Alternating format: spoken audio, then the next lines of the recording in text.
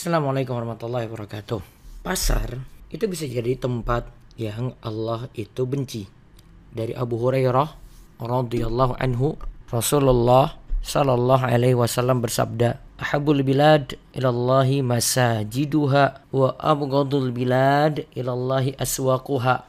Tempat yang paling dicintai oleh Allah adalah masjid, dan tempat yang paling dibenci oleh Allah adalah pasar. Imam Yahya bin Syaraf An-Nawawi Asy-Syafi'i rahimahullah dalam Syarah Sahih Muslim menjelaskan hadis di atas, itu hadis tadi, tempat yang paling dicintai Allah adalah masjid, karena masjid tempat ketaatan dan didirikan atas dasar ketakwaan. Sedangkan tempat yang paling Allah benci adalah pasar, karena di pasar adalah tempat tipu-tipu, pengelabuan, transaksi riba, ada situ janji-janji palsu, ada situ pengingkaran janji dan mengabaikan Allah serta hal serupa lainnya.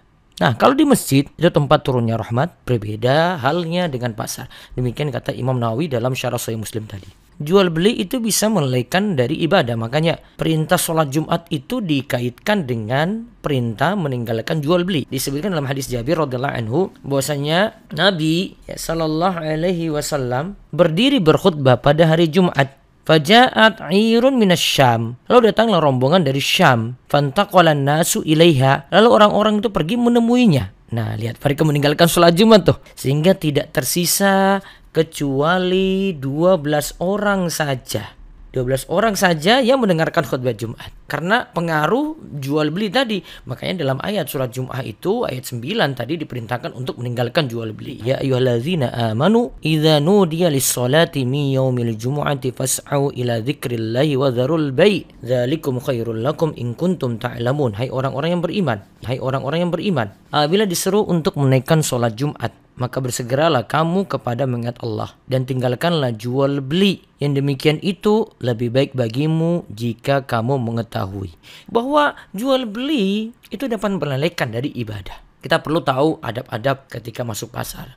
Yang pertama, jangan lupa berzikir kepada Allah. Berzikir ketika masuk pasar. Hendaklah lisanmu selalu basah dengan berzikir kepada Allah. Di dalam kitab Jami'ul Ulum wal Hikam karya Imam Ibnu Rajab, Abu Ubaidah bin Abdullah bin Mas'ud berkata, ketika hati seorang terus berzikir kepada Allah, maka ia seperti berada dalam sholat. Jika ia berada di pasar, ia menggerakkan kedua bibirnya untuk berzikir, maka itu lebih baik. Karena di pasar itu orang-orang itu kebanyakan lalai. Ibnu Rajab juga menyatakan bahwa sebagian salaf ada yang bersengaja ke pasar hanya untuk berzikir di sekitar orang-orang yang lalai dari mengingat Allah. Nah, itu kiat yang pertama. Terus yang kedua, adab yang kedua adalah masuk pasar itu seperlunya. Coba perhatikan perkataan dari Salman Al-Farisi berikut ini. La takunanna in istata'ta awwala may yadkhulus suqa wal akhira may yakhruju minha fa innaha ma'rakatu syaitani wa biha yansibu rayatahu. Jika Anda mampu, janganlah menjadi orang yang pertama kali masuk pasar. Jangan pula menjadi yang terakhir keluar darinya, yaitu keluar dari pasar. Sebab pasar adalah tempat perangnya setan, di sanalah ia menancapkan benderanya. Kalau kita pahami dari sini berarti pasar di tempatnya setan. Karena tadi ya, kerusakan-kerusakan yang ada tadi, penipuan, riba, hal-hal muamalah yang rusak itu ada di pasar. Namun ingat, masuk pasar itu ketika butuh tidaklah disebut makruh.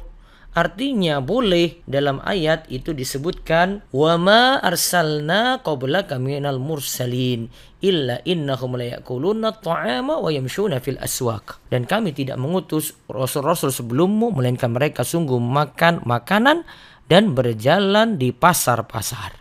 Dan kita tahu bahwasanya para sahabat juga berdagang di pasar-pasar. Selain tadi disifati tentang Rasulullah ya, Ibnu Umar dan Abu Hurairah juga pernah masuk pasar pada hari-hari tasyrik sambil bertakbir. Akhirnya orang-orang di pasar pun juga ikut apa?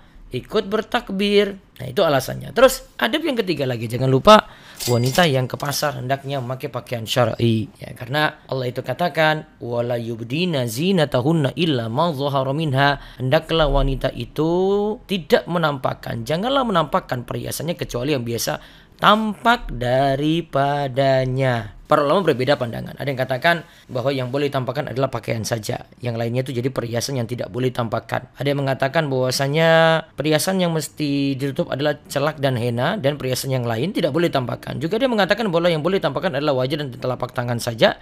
Selain itu berarti wajib tertutup. Nah, intinya kalau wanita itu di pasar hendaklah memakai pakaian syar'i, karena situ kan bercampur laki-laki dan perempuan, sangat sulit dihindari, sehingga menutup aurat itu sangat-sangat urgent. Terus yang keempat, cara berbelanja perlu diatur, ya, sikap pertengahan, yaitu jangan terlalu boros dan juga jangan terlalu serba kekurangan. Karena Allah katakan dalam surat Al-Furqan ayat 67, "Walladzina idza anfaqu lam yusrifu wa lam yaqturu wa kana baina dzalika qawama."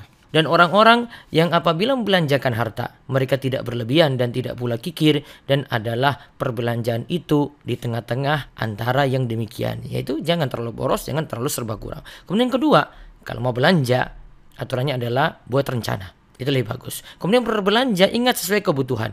Kebutuhan itu ada yang primer, kemudian kita setelah itu baru penuhi yang sekunder, baru penuhi yang tersier. Dahulukan yang primer terlebih dahulu. Yang dimana kalau itu tidak ada, kita bisa binasa. Kemudian keempat, kalau punya kebutuhan tadi tetap menyesuaikan dengan kemampuan. Kemampuannya bagaimana? Gajinya berapa sih? Penghasilannya berapa sih? Terus yang kelima, berbelanja dengan bijak.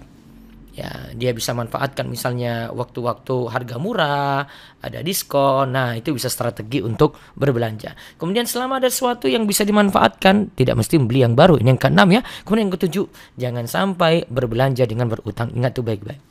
Terus yang perlu diingat lagi, berlaku jujur dan amanah. Karena di antara sifat orang munafik itu, ya mereka itu dusta dalam perkataan, menyelesaikan janji, dan mereka itu tidak amanah. Dan juga Nabi SAW itu bersabda, "Inna tujara yub'atsuna yawmal qiyamati fujjaron illa manittaqallaha wa barra wa sadaqa." Sesungguhnya para pedagang akan dibangkitkan pada hari kiamat nanti sebagai orang-orang fakir, jahat, kecuali pedagang yang bertakwa kepada Allah, berbuat baik dan berlaku jujur. Yang terakhir, yang keenam, menundukkan pandangan sebagaimana diperintahkan dalam surat An-Nur ayat 30-31. Dalam hadis Abu Sa'id Al-Khudri radhiyallahu anhu, Nabi SAW bersabda, "Iyyakum wal julusa 'ala turuqat." Janganlah kalian duduk-duduk di pinggir jalan, kata Nabi SAW. Maka para sahabat ketika itu bertanya, itu kan kebiasaan kami yang sudah biasa kami lakukan, karena itu menjadi majelis tempat kami bercengkrama. Mereka itu menyatakan demikian. Kemudian beliau bersabda, jika kalian tidak mau meninggalkan majelis seperti itu, maka tunaikanlah hak jalan tersebut. Terus para sahabat tanya, apa hak jalan itu? Beliau menjawab, ghaddul basar, wa kaful adha, wa raddus salam, wa amrun bil ma'rufi, wa nahyun 'anil munkar. Hak jalan itu adalah